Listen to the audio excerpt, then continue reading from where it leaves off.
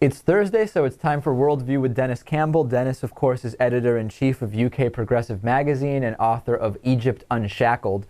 Imagine, Denis, if in the U.S. we had every single week President Obama debating John Boehner. All questions are on the table, no prepared remarks. You actually have to think about what it is that you're saying. It would be incredible. I think a lot of presidents and congressmen would not really be up to the task, but this is basically what happens weekly on your side of the pond, isn't it?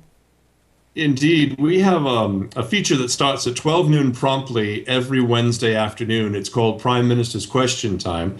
That occurs fairly early in the morning for you, but if you're up early watching C-SPAN, you can see it live, and C-SPAN Online also rebroadcasts it. But the way it starts is that the Speaker of the House stands there at the bar and says, Prime Minister's Question Time.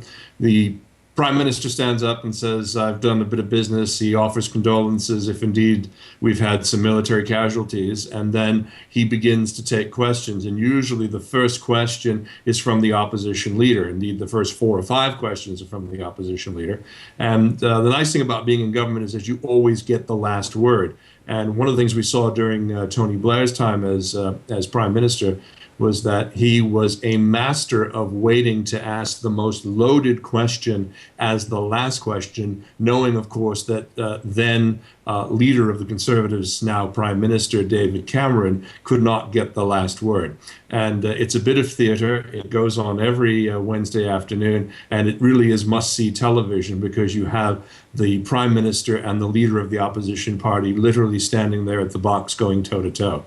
Are you not surprised that, I mean, here in the U.S., this idea would be so foreign because every president has to be fully prepared and ready and everything is very scripted, so to speak. I mean, President Barack Obama, I think, could handle something like that. George W. Bush absolutely couldn't have. Has there been any effort to try to somehow change or reduce the risk from those questions and try to control the situation more?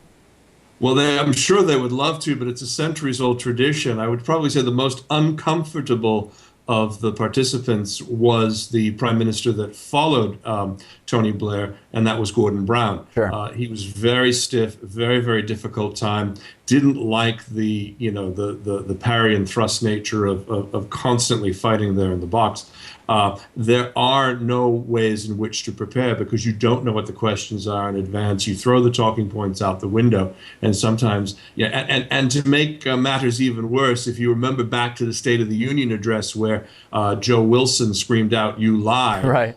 And the furore that surrounded that in the United States, that would be laughed out of the House of Commons. It's a general free-for-all. The parties are cheering, they're jeering, they're making basic locker room sounds behind their candidates. So you hear boos and hisses and whistles and catcalls, and very often you hear the speaker saying, "Order, order, order," all the time, and actually stopping the noise level because it gets so loud. So here in the U.S., we have, the 100 senators and the 435 members of Congress, and then we have the 2 houses. Give us an overview of the structure and size of Parliament and House of Commons in the UK. Here we have about 650 members of Parliament. That would be the members of the House of Commons. They're all elected.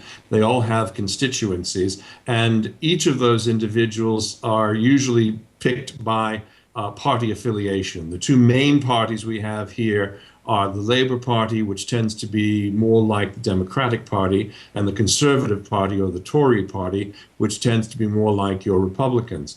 The way it's set up right now is just the same as it is in the United States. The Tories are in control of the House of Commons, and since they're in control, their party leader is also the executive and the prime minister. So that's the one main difference between our 2 systems of government.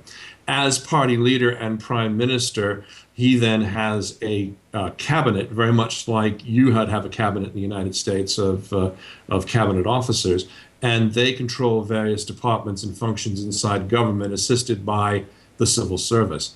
The House of Lords is completely different. Lord is a title that one gets as a peerage as a result of either privilege or class or status. And there is no really definitive number in the House of Lords. Some have it anywhere between 750 and 790. They are largely ceremonial, but interestingly enough, they're controlled by the Labour Party. So the Labour Party has a majority in the House of Lords, but unlike in the United States, you don't need both parties to pass bills. The Lords is more ceremonial. The House of Commons is the one that actually passes and moves legislation through. There are moments, like we saw with the NHS debate, where the House of Lords will raise objections and try to stop it, but at the end of the day, it is still the party in control of the government that makes things happen. And by how much is the Tory party in control? Would you? I mean, you know, here in the U.S. it's been very tenuous. It goes back and forth, but there's rarely a significant majority. Well, if you look at 650 as your benchmark number, you need to have 326 members of parliament.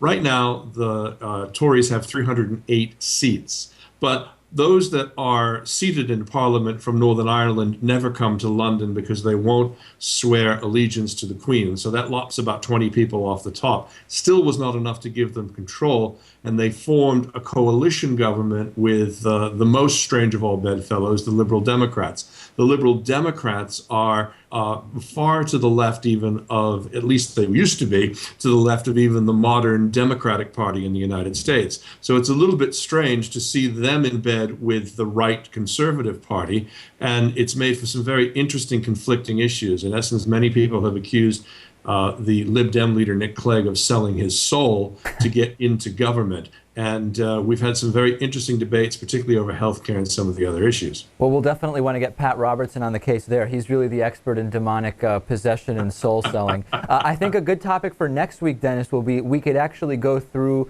what a typical campaign may look like there and similarities and differences to the U.S. That might absolutely. Be it was great fun, and I actually covered one of the members of Parliament when he was running for the very first time. Actually, his second time running, but his first time actually winning. And I walked through the hustings, went through the actual vote counting, which is all done by paper ballot, no machines at all. So it's really quite intriguing. All right, Worldview with Denis Campbell. Denis is editor-in-chief of UK Progressive Magazine, and the book is Egypt Unshackled. Thanks as always, Denis. We'll talk to you next week. Thank you.